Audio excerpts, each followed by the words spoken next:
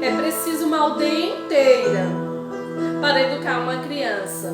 Eu peço licença para citar esse provérbio africano bonito e complemento. Até que a criança tenha algum tipo de deficiência. Quando se toca na maternidade atípica, a gente cruza uma linha importante e depois dela a aldeia normalmente se desfaz. Segundo a ONU, 1 bilhão de pessoas no mundo tem algum tipo de deficiência. 1 bilhão de 7 bilhões de alguma coisa que somos todos. No Brasil, 24% da população se autodeclara com deficiência. Você sabia disso? Eu não sabia. Há 8 anos atrás, eu não sabia de muitas das coisas que sei hoje. A maternidade atípica pode chegar numa sala de um parto ainda durante uma gravidez. Ela pode acontecer de chegar aos pouquinhos, como um processo de descoberta ou a vivência de um acidente. Ela tem um jeito diferente de acontecer. Paralisia cerebral, autismo, síndrome de Down, pode ser uma deficiência auditiva ou visual. A maternidade atípica pode chegar e pode ser acolhida rapidamente ou demorar uma vida inteira para ser aceita. Amar e aceitar são processos diferentes. Ambos exigem muita coragem. Eu vivi 25 anos da minha vida sem ter nenhum laço com uma pessoa com deficiência. Eu não tive um grande amigo, um parente próximo ou um amor. Um dia eu casei e logo engravidei sem planos. E durante o processo da minha gravidez eu dividi com meu esposo sobre quem nosso filho seria. A gente falou sobre entrega e afeto. Pensamos de que forma a gente iria abordar assuntos difíceis como sexualidade, religião, raça. Eu queria ter certeza de que nunca ia faltar nem amor e nem espaço. Mas a gente nunca cogitou um filho com deficiência. Ada nasceu numa quinta-feira de um luar incrível azul. Ele cresceu, se desenvolveu tudo que a gente espera de uma criança. Ele falou, ele sentou, ele correu.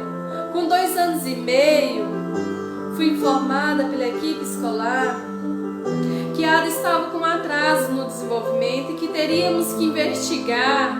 E foram 2 anos e meio de buscas para se fechar um diagnóstico exato. Viajamos para Brasília. Fui julgada e não compreendida. E foi assim que Ada se tornou parte dessa minoria gigantesca de 1 bilhão de pessoas. Um dia estávamos numa praça brincando, correndo, e no outro estávamos entrando de hospital em hospital, de médica em médica, de especialistas e terapeutas. Hoje a Ada tem traumas de pessoas que vestem jaleco branco. A verdade é que nós fomos educados para ter medo da diferença, para olhar o diferente como um problema. Eu nunca tinha imaginado que meu filho passaria por tanto preconceito. E a verdade é que nada na vida me preparou para viver isso. O capacetismo é o nome desse preconceito. Ele é baseado na ideia de que pessoas são deficientes e que são inferiores às pessoas sem deficiência. A ideia é uma ideia absurda que faz com que as pessoas sejam vistas como anormais, incapazes, inválidas, fora do padrão definido como perfeito. Definido por quem? Nesse contexto, condições naturais, características humanas são vistas como coisas que precisam ser superadas, corrigidas, seres humanos que precisam de conserto. Meu filho não precisa ser consertado. A deficiência faz sim parte de quem ele é. mas jamais vai resumir a sua existência. Então dizem que é preciso uma aldeia inteira para educar uma criança. Mas nos nossos casos, o que acontece na maioria das vezes é que a gente tem amigos que nunca querem se aproximar, parentes que têm medo e não querem se envolver, tios que não vão levar essa criança para um passeio no sábado de tarde, de convite de aniversário que nunca chegam, pais que estão, mas não muitos, e muitos pais que vão embora. A realidade é que, olhando profundamente, muitas vezes a mãe é a aldeia inteira dessa criança, e ela vai tentar ser com toda a sua força, e ela vai se esforçar para dar conta de tantos papéis, e ela vai falhar invariavelmente. Ela não tem uma chance.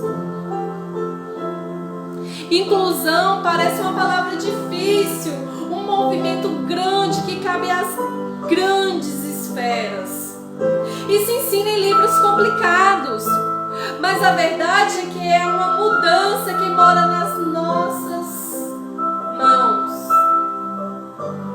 A gente precisa mudar o ponto de vista e entender que lugares são deficientes, ideias são deficientes, a educação, o esporte, não as pessoas, e ultrapassar barreiras óbvias, urgentemente por afeto. E aí, você vai me perguntar, o que eu posso fazer? Eu vou dar só um exemplo. Vai hoje à escola do seu filho e pergunte qual o posicionamento sobre inclusão. Uma escola que não tem a capacidade de olhar as características gritantes do meu filho não vai perceber, não vai ter a sensibilidade de entender as diferenças sutis do seu. Adam é só uma criança de 12 anos. E o que eu desejo de você é bem mais que empatia.